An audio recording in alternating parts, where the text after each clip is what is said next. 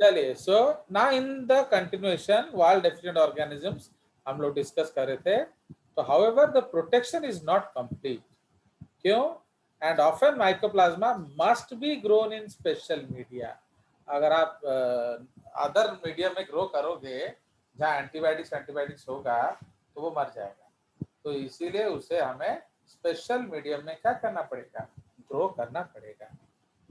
तो without a rigid cell wall they vary in shape, है कि नहीं? क्यों?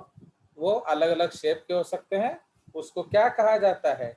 प्लियोमॉर्फिक। प्लियोमॉर्फ। तो for shape decided by the physiology. तो जिस तरह का फिजियोलॉजी होगा उस तरह का शेप होगा। Other genera of bacteria may normally have cell wall but can suddenly lose their ability to form cell walls. Okay, कुछ बैक्टीरिया कुछ एंटीबायोटिक्स देने से हम सेल वॉल बनाना बंद कर सकते हैं।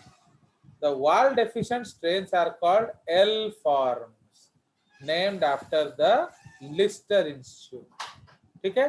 तो सपोज आपका सेल वॉल होता था बट हमने कुछ किया कि सेल वॉल नहीं बन रहा, तो उस तरह के फॉर्म्स को हम एल फॉर्म बोलेंगे। ओके, सो द लॉस में अकर नेचुरली और B caused by chemical treatment.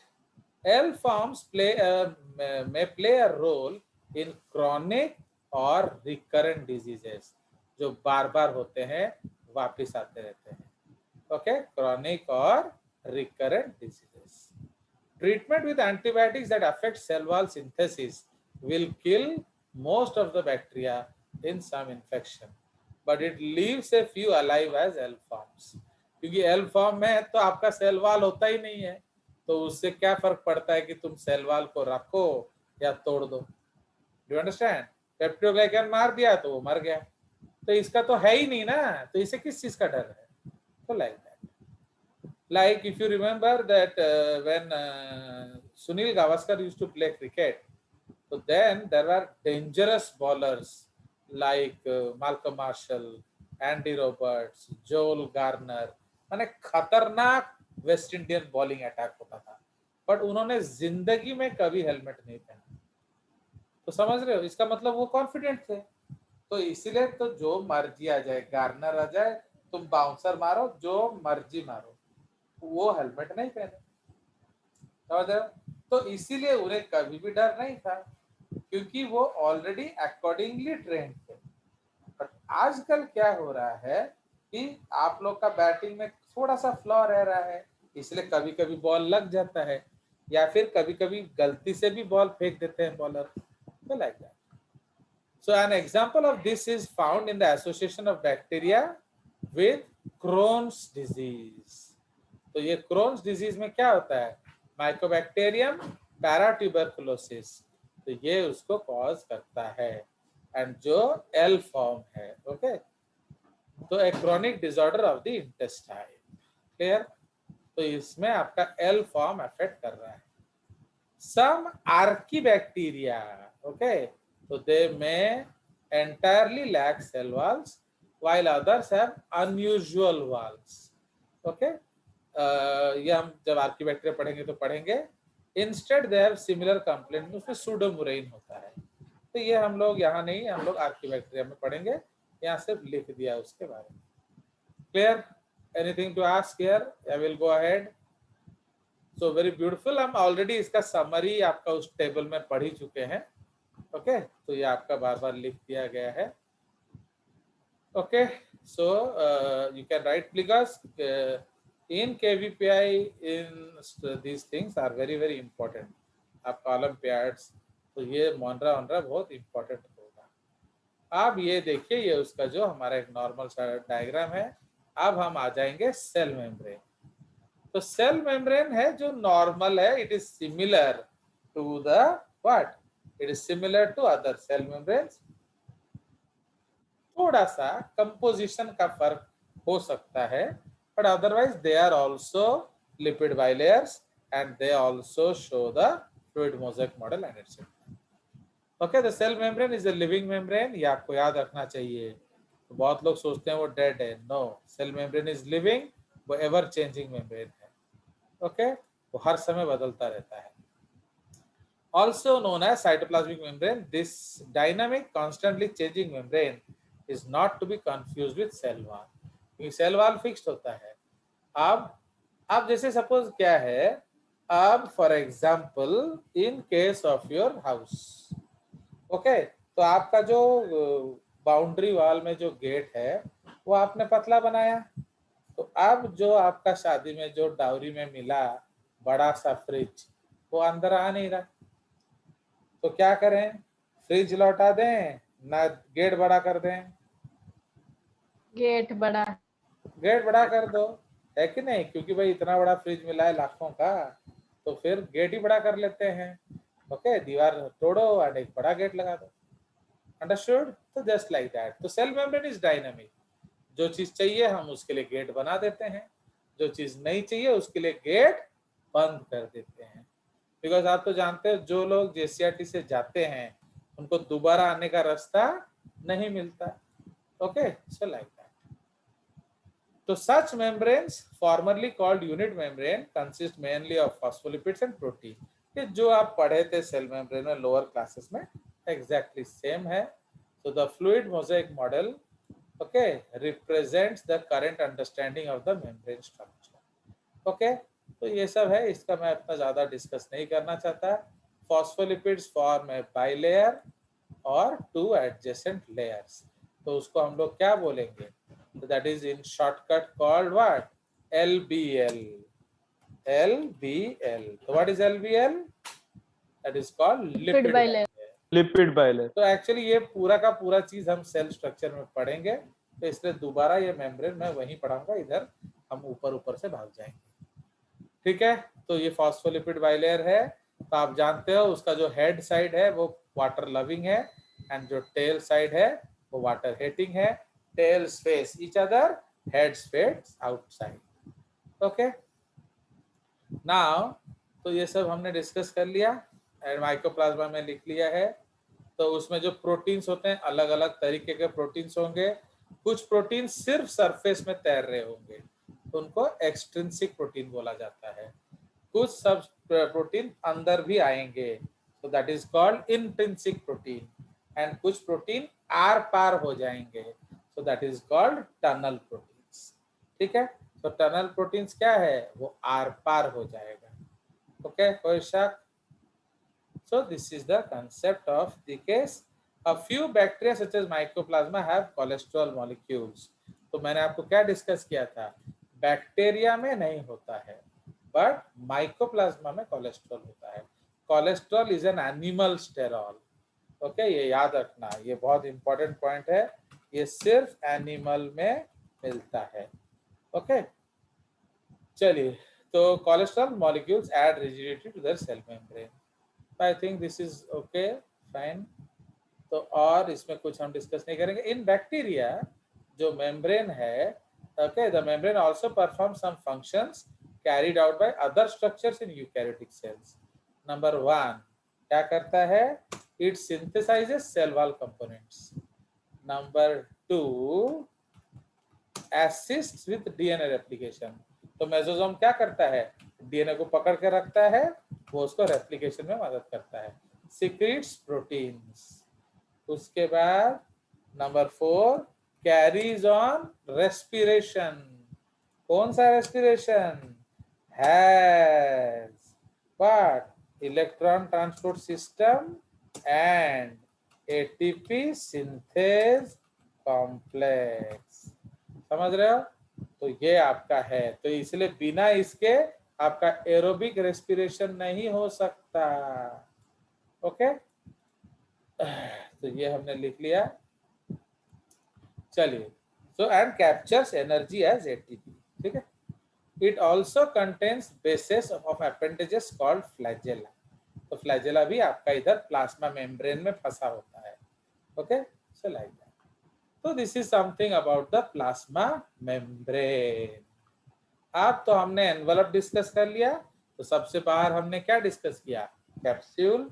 उसके बाद हमने क्या डिस्कस किया, सेल वॉल.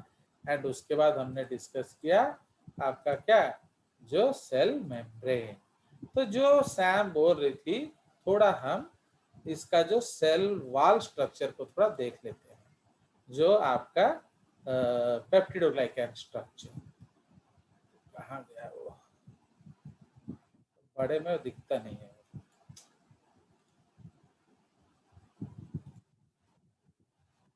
ये देखिए, ये हमारा जो डायग्राम है, actually this is the diagram of the bacteria, है कि नहीं? तो ये हम ऑलरेडी देख चुके हैं इसमें। वी विल सी व्हाट, उसका जो पेप्टिडोग्लाइकैन स्ट्रक्चर थोड़ा हमें देखना है। सर इसके बाद के बाद वाले, उसके बाद वाले पेज। ये है थोड़ा सा, बट इस यहाँ उसका कंसेप्ट है। तो उसके बाद में है, इसके बाद में इसमें भी नहीं है भाई। सर सेल एनवेलप में। चलिए, कहाँ रखा है इसको आगे, इसको हम थोड़ा छोटा करते हैं। Sir page number 14, page 14। वो उससे पेज वेज पता नहीं चलता है इसमें। 11, 12, 13, 14 ये वाला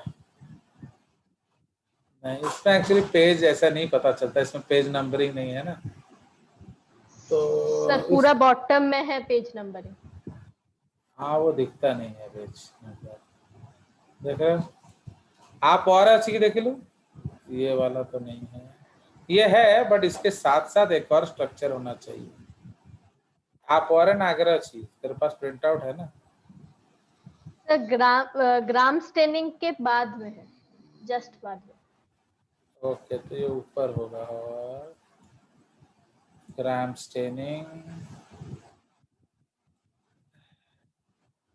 सर इसके बाद वाले पेज, ये वाला ओहो, यहाँ पे। ये नीचे पड़ा है, हम ऊपर घूम रहे हैं। अब देखिए, ये वाला एक्चुअली एक बहुत बढ़िया कंसेप्ट है। तो एक्चुअली व्हाट हैपेंस, मैं पहले आपको एक छोटा सा रिप्रेजेंटेशन कर दूं, फिर आपको पता चलेगा एक्चुअली एक पेप्टिडोग्लाइकैन क्या होता है। अब सपोज हम लोग पेप्टिडोग्लाइकैन बनाएंगे, ओके, तो वी विल मेक पेप्टिडोग्लाइकैन। तो उसमें क्या होता है, ग्लाइकैन शीट्स होगा। ये एक शीट है, ये एक शीट है, ये एक शीट है, ये एक शीट है। Okay, these are all glycan sheets. किस किस चीज से बने हैं? ये बना होता है, suppose NAG, suppose NAG, and उसी तरह suppose NAM, and so on. तो ये नैग नैम ऐसे होता रहता है। फाइन, सो ये आपका है, suppose this is NAG and this is NAM। तो ठीक है, तो नैग नैम। तो what is the full form of NAG, बताइए? तो this is called N-acetyl glucosamine. N-acetyl glucosamine. Okay, उसी तरह नैम क्या होता है? N-acetyl muramic acid. ठीक है, तो ये आपका नैम हो गया, नैग एंड नैम। ठीक है, तो ये नैग एंड नैम होता है। अब हमें इनको कनेक्ट करना होता है। तो इसको कनेक्ट करने के लिए हम लोग क्या करते हैं, we are making small what, peptide chains. तो 4 अमीनो एसिड का पेप्टाइड चेन बनाते हैं। ओके, तो सपोज ये है एक, काफी ज्यादा बड़ा हो गया। तो सपोज ये हम 1, 2, 3, 4 ये पकड़ लिया। उसी तरह 1, 2, 3, 4, उसी तरह 1, 2, 3, 4। तो ये जो 4 पेप्टाइड्स हैं, इनको हम लोग क्या कहते हैं? These are short peptide linkages. तो इसको हम लोग बोलते हैं short peptide linkages. And what are these lines called? They are called glycan sheets, glycan sheets. तो इसीलिए नाम कैसे पड़ गया, glycans plus short peptides is equal to क्या, पेप्टिडोग्लाइकैन। ग्लाइकेन। है समझ? तो ये उसका बेसिक कंसेप्ट है। ठीक है जी। तो this is the concept. Okay, तो इसी को अभी हम लोग यहाँ डायग्राम में देखेंगे। तो यहाँ आप क्या देख रहे हो?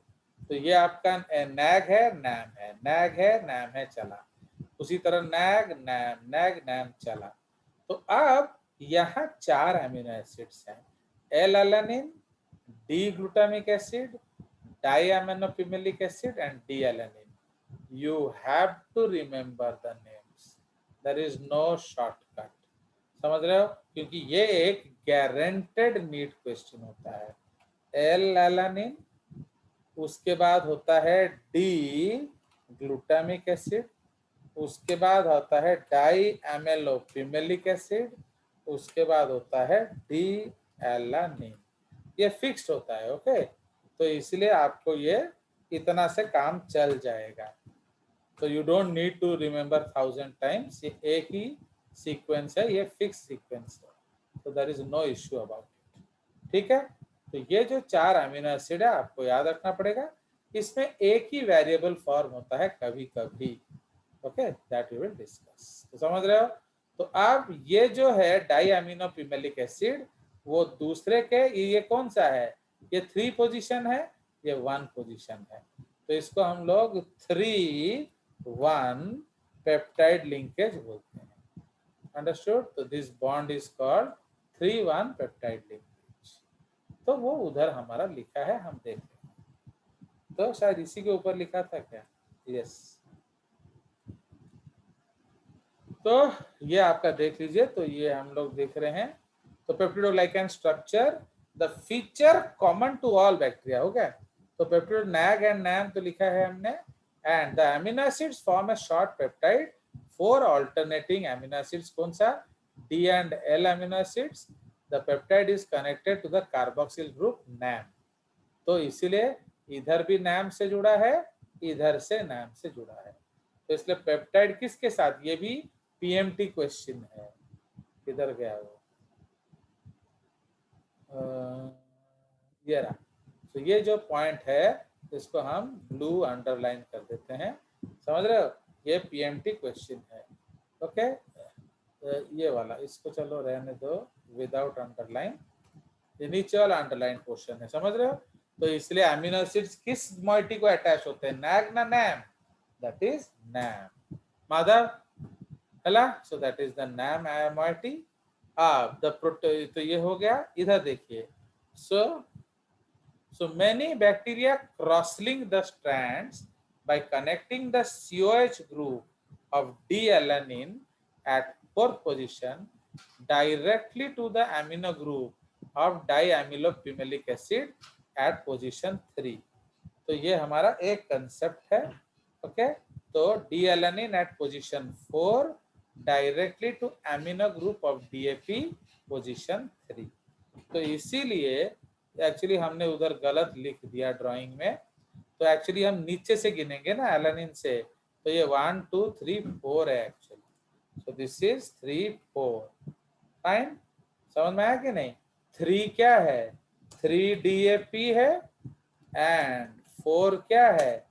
D आला। अंडरस्टूड? सो ये आपका बॉन्डिंग कंपाउंड है। मुझे समझ में आया ना? नहीं आया point? Because we will always calculate from name. तो 1 2 3, इधर 1 2 3 4, इसलिए 3 DAP with 4 D आला। तो ये हमारा बॉन्डिंग है। सो इसलिए लिखा है, कहाँ गया? नीचे से। यस, ये वाला। तो many bacteria cross-link the strands। Okay, इसको क्रॉस लिंकिंग करते हैं। Okay, by connecting the COH group of D-alanine at position 4 directly to DAP on the other strand। तो इसको हम again underline कर देंगे। Okay, now the position 5 D-alanine is removed as the cross link is formed। Okay, तो इसलिए जो एक और एलानिन हुआ करता था वो हट जाता है क्रॉस लिंक बनते समय। ठीक है? अदर्स बैक्टीरिया यूज ए पेप्टाइड इंटरब्रिज। ठीक है, तो ये हम दूसरा डायग्राम में देखेंगे। ये आपका नेक्स्ट डायग्राम में आएगा।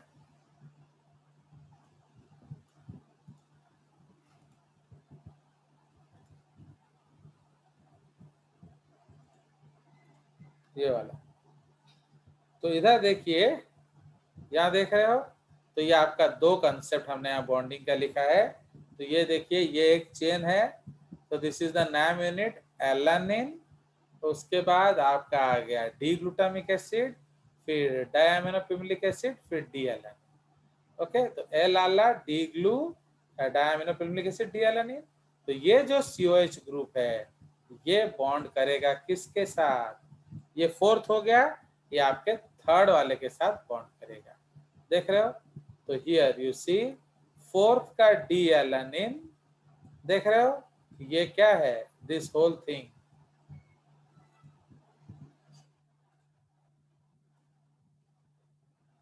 तो ये जो है, ये इधर, ये दिस इज डी एलानिन, ये अमीनो एसिड है डी एलानिन। तो देख रहे हो, फोर्थ का डी एलानिन किसके साथ बॉन्ड बना रहा है?